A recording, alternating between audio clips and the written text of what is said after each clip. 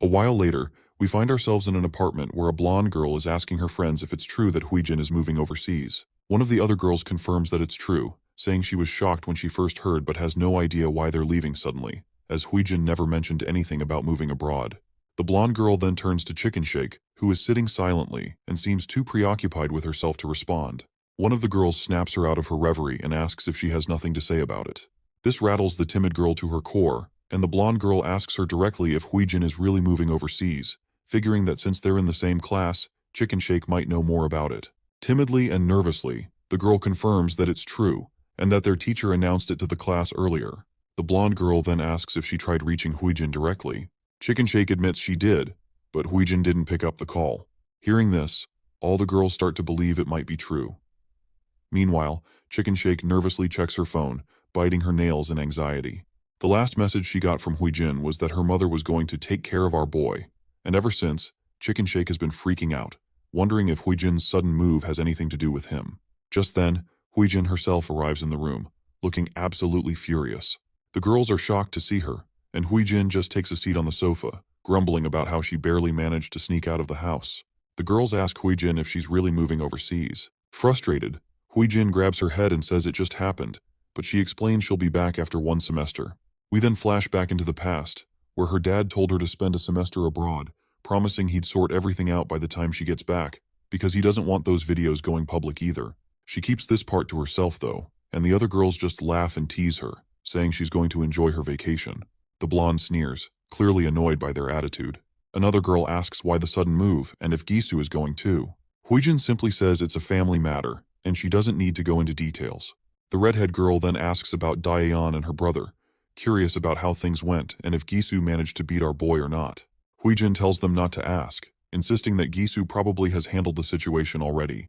However, we all know that she just doesn't want to admit that her brother and his lackeys got thoroughly defeated by our boy, as it would be too humiliating. She grows even more agitated thinking about how pleased Daeyeon will be to see her leaving the school. This irritation sparks an idea in her mind, and she decides to mess with Daeyeon one last time, asking her friends to help with her plan.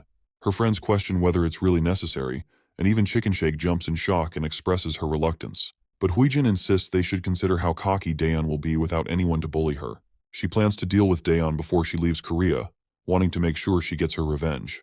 Chicken Shake grows increasingly anxious and terrified as Huijin continues to reveal her twisted plan. Huijin gets cocky, boasting that Daeyeon's grandpa is a security guard somewhere, and she plans to have her mom get him fired. She believes this will teach Daeyeon a lesson not to mess with anyone from the Kim family. This is seriously messed up. Daeyeon is just an innocent girl, and Huijin's plotting is enough to make anyone sick. But before this trash woman can act on her disturbing thoughts, her face goes pale when she sees a figure standing before her, cloaked in a hoodie with a mask over their face. It doesn't take long for her to recognize that it must be Jin. However, Jin pulls a classic Uno card move and asks her who Jin is, questioning how she can be so sure when he's wearing a mask and she can't see his face.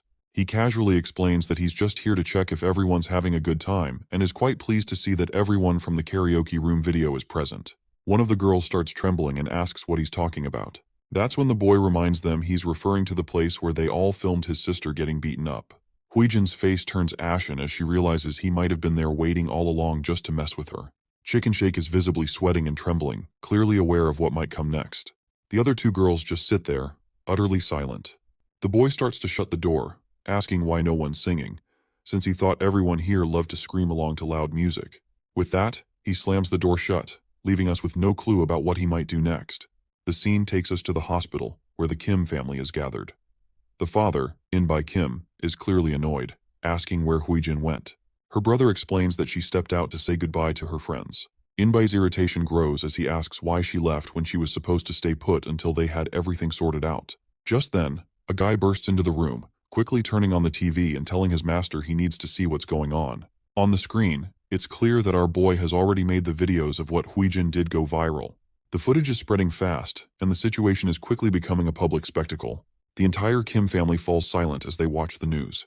The reporter continues to drop bombshells, revealing that there are dozens of violent videos circulating, with many more incidents likely unrecorded. Civic groups and politicians are now proposing a special bill to bring the culprits to justice. Gisu starts to lose his composure, and the reporter adds that the nation is especially appalled by the revelation that the culprits are the children of candidate In-by Kim. It's clear that the father is in deep trouble, And it's all thanks to his outrageous wife who pushed everything to this point.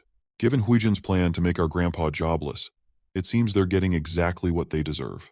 We cut back to our boy being grilled by Mr. Cha, who demands to know why he went ahead with his plan when he had already come to terms with the Kim family. Our boy's mind flashes back to the past, where we find him learning all about the Kim family's deep political connections. He reveals that it was highly unlikely everything would have gone smoothly, so he did what he felt had to be done. In the present, he admits he did not honor the agreement they had. Mr. Cha questions whether he really thinks the Kim family would just let him walk away.